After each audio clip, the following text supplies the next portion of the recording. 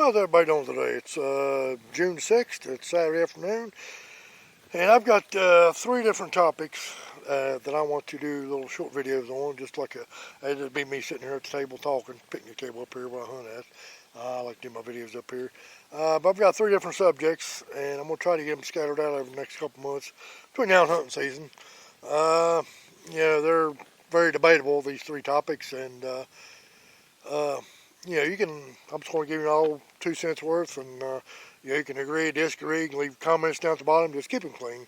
If you disagree with me or somebody else in the comments, just don't get nasty. If you get nasty, I'll delete them. But everybody's entitled to their opinion. You can leave you can be a negative comment. Just don't get real nasty. But I like to hear y'all's opinions. I'm open to all, listen to everybody and why, and we'll get to it. But today is baiting. Basically hunting over feeders or baiting. One, is it legal where you hunt, and two, is it ethical to you? Like I said, it's a controversial subject, and I'm gonna turn the camera off and get set. I'm gonna turn this camera off, get set up, and we'll get started.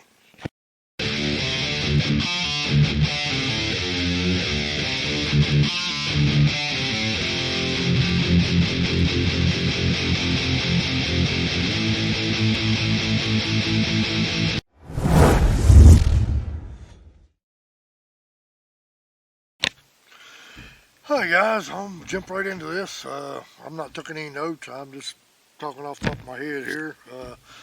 I got two more subjects, and you have to stay tuned to see what they are. But they're both probably as controversial or, very, very common talked about in the hunting industry or hunting world, I guess you want to say. And but today, like I said, we're going to talk about baiting.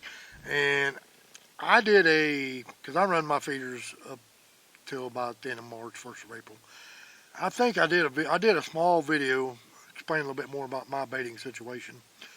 And if I think I saved it on the laptop. If I can find it, I'll put it at the end of the video.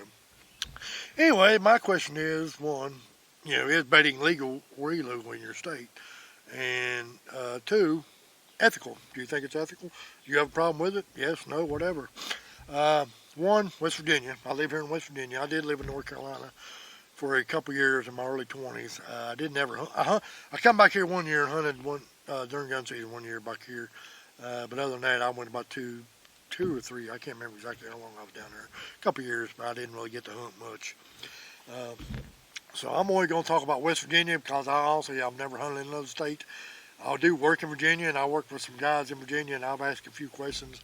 I just know few little things. I don't know enough about all their laws, but I may mention them. Like I said, throw your state out there and say, hey, yeah, like whatever state you live in, yeah, it's legal or not. Here in West Virginia, baiting is legal on private land only. You cannot put anything edible on any kind of public land, federal land, state land, whatever it may be. And then my understanding is if you don't own the property, which I don't own this property, you have to have permission from the landowner. I think that here in West Virginia. I could be wrong on that, but if you got permission to hunt, I think you have to have, because you have to have permission to hunt on somebody else's land. And it's actually supposed to be written permission. You keep them with you all the time. So I'm assuming if you want to hunt on somebody else's land, you have to have permission to bait. Like I said, I hunt on this little piece of private property. It's directly across the road from my house. It's about 29, 30 acres. And some of it's pretty steep and rough. And does border two big other properties on this far end. And I do run 2 feeders. I run them on each end. I've never really measured how far apart they are. I'm going to say, gosh, at least 500 yards, maybe between 500 and 600 yards maybe apart.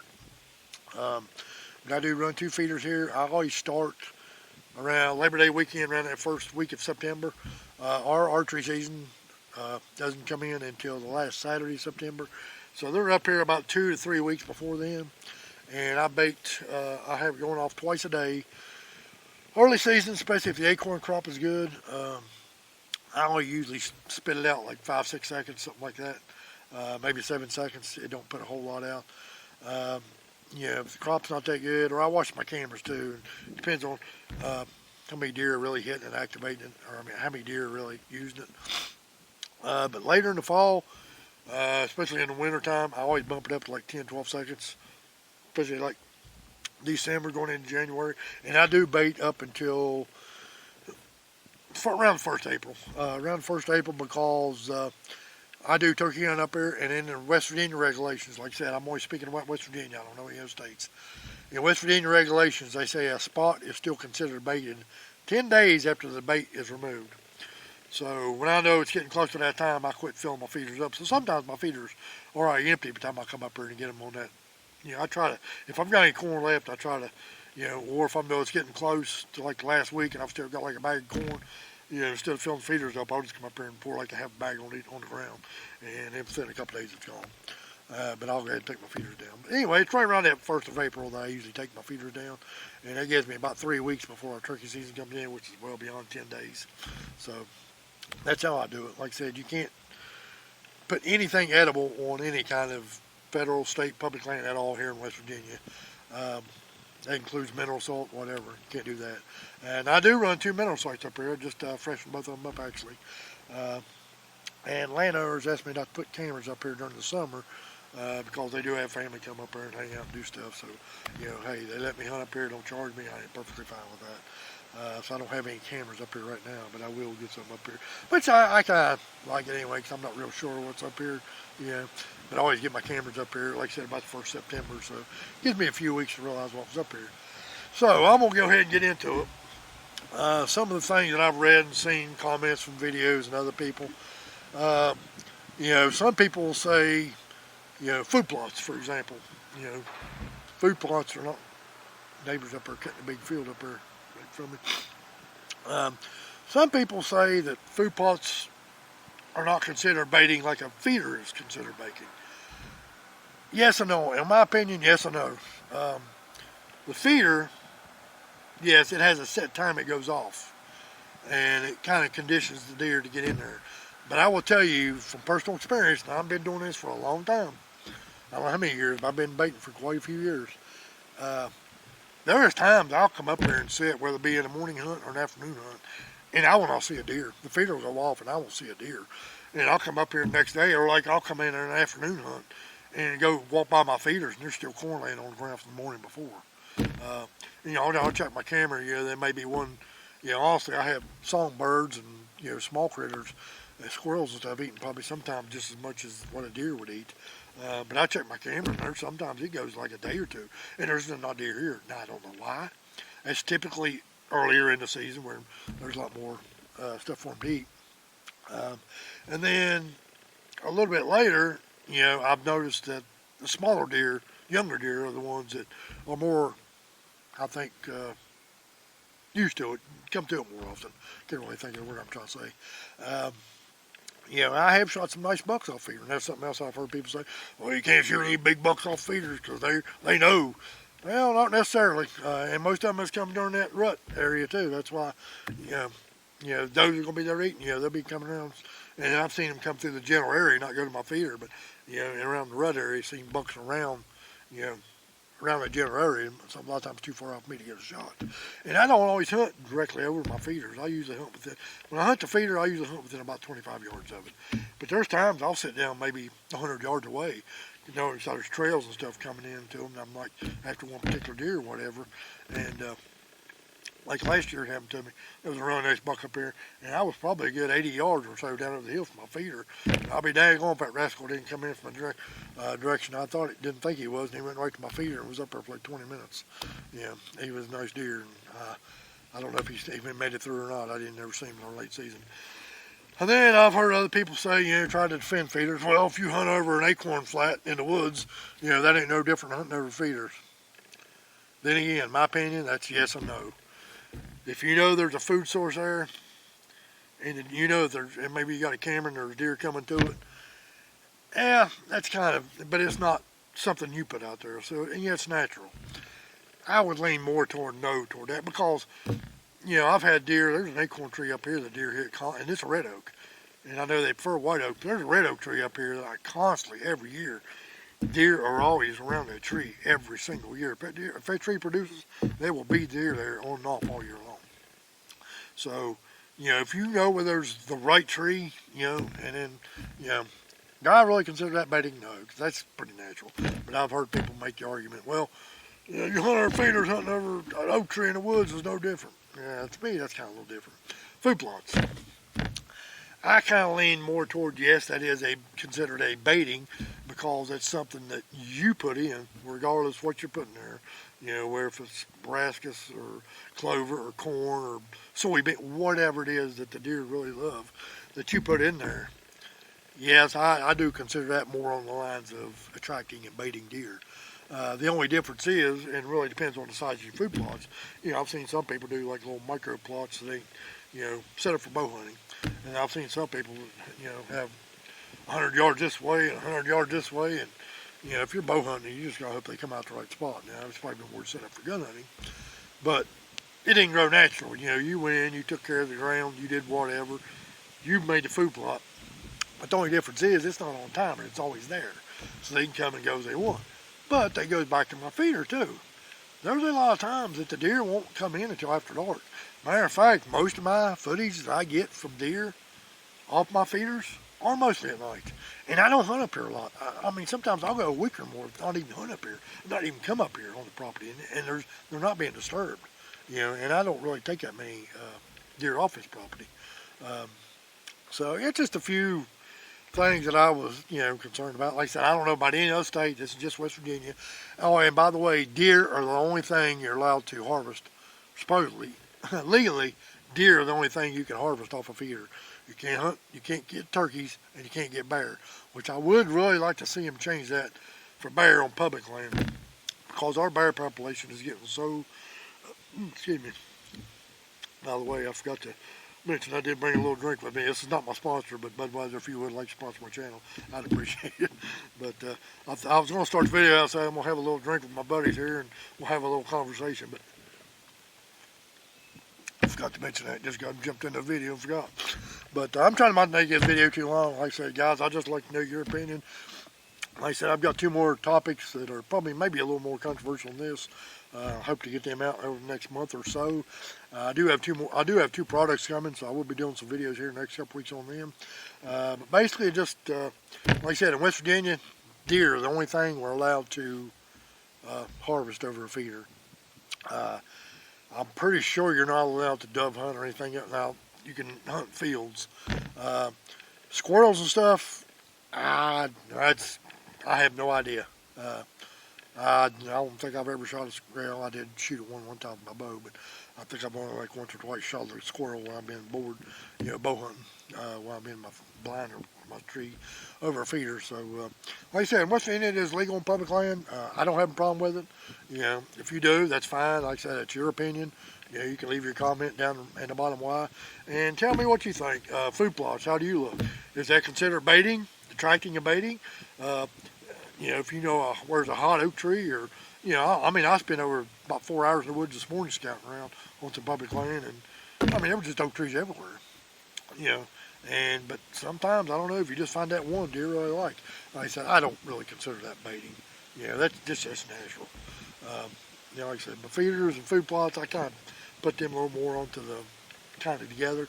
But like I said, the feeders are on timers. You can actually, you know, set what time you, but that doesn't never mean the deer are always going to be there at that time. I can attest for that for sure.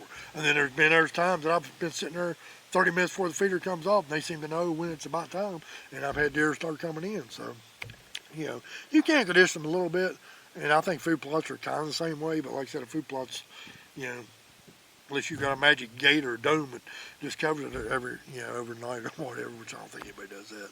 I'm just being stupid there. But you know, food plots, it's always there. They can come anytime. But I will say probably at least half my pictures I get of deer over my feeders are at night, well after shooting night. So, you know, that's just that subject. So I'm not sure how long I've been rattling here, but anyway, guys, that's just one of the topics I'm going to do. I got two more to talk about.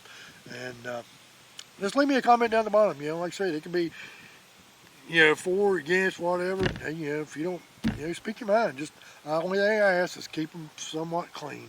Just don't get real rude and nasty. You know, if you disagree with somebody, that's fine. We're allowed to disagree. You know, but we can still talk about it. You know, there's a lot of things there's a lot of things that my family does that I don't agree with, and vice versa. There's a lot of stuff I do, but they don't agree with. You know, but we're still family at the end of the day, we're still going along.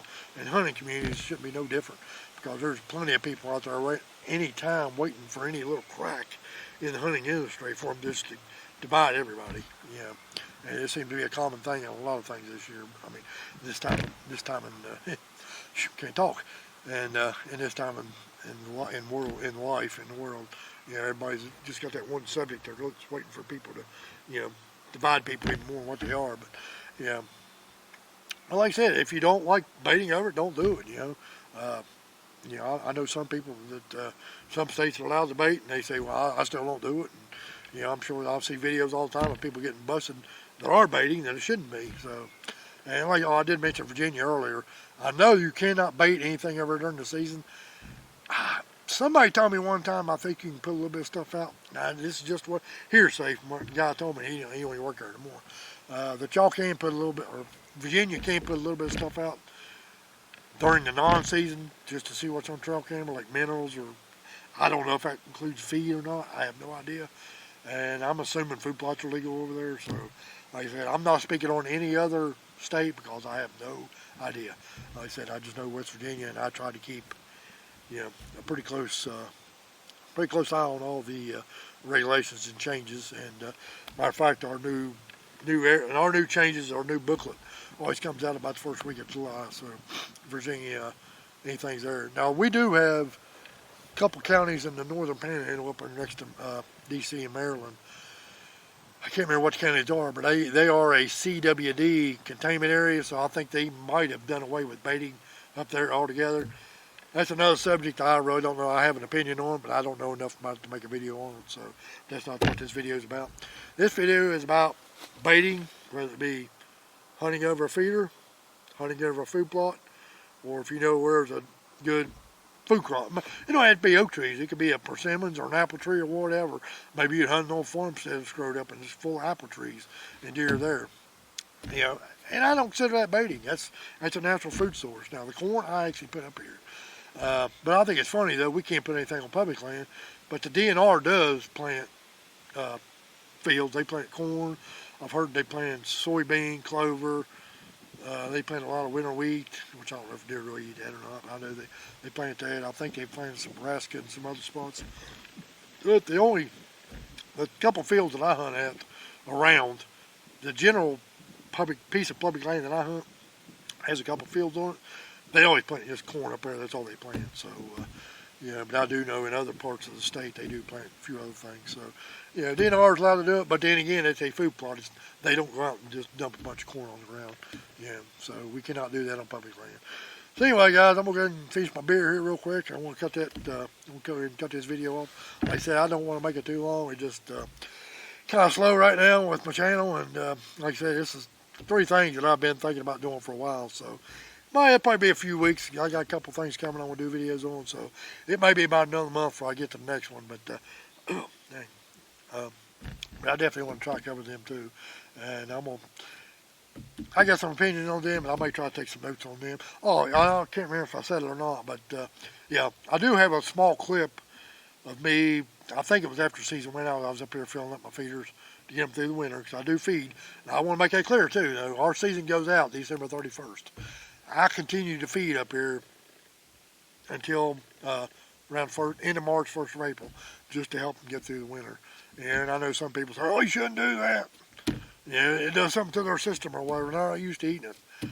I've never really heard any scientific things about that. But like I said, I feed for about 6 months a year. We can feed year-round. I've never asked the landowner if I can do that, but I don't do that up here, one.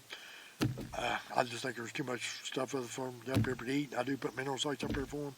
And 2, the money. It does get a little expensive. This past year I was paying $10 to $12 per bag. And like I said, I got 2 feeders and you run them for 6 months. And typically during the first 6 or 8 weeks it's not too bad, but once the weather starts changing and food gets a little more scarce, I'll start bumping it up a little more. So it does cost me a little bit more in the long run. But it's something I've been doing for years and I enjoy doing it. Yeah, I enjoy getting my pictures off of it. And, you know, I enjoy just sitting here watching the deer interact when they come around. Anyway, guys, I'm going to finish my beer and turn this video off, and I'm going to go home and kick back on the porch and enjoy this beautiful day. You guys have a great day.